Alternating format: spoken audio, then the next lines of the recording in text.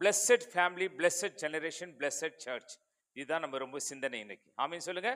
மறுபடியும் சொல்றேன், ஆசீர்வதிக்கப்பட்ட நபர், ஆசீர்வதிக்கப்பட்ட குடும்பம், ஆசீர்வதிக்கப்பட்ட சபை. தேவனுடைய விஷன் என்பது நேஷன்.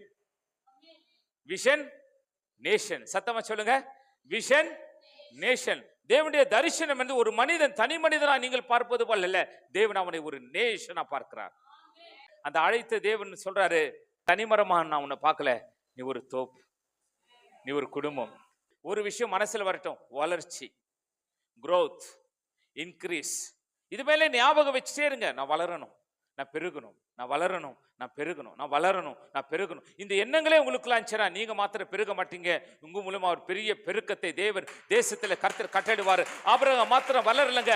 12ஆம் அதிகாரத்தில் அவன் மாத்திரம் தான். ஆனால் 13ஆம் அதிகாரம் பார்த்தீங்கன்னா அவனை சுற்றிலும் பெரிய ஆயிரக்கணக்கான ஜனங்கள், ஆடு மாடுகள், பூமி, பைபிள் சொல்லுதுங்க, பூமி தாங்க கூடாத அளவுக்கு அவனுக்கு ஆசீர்வாதம் இருந்துச்சு.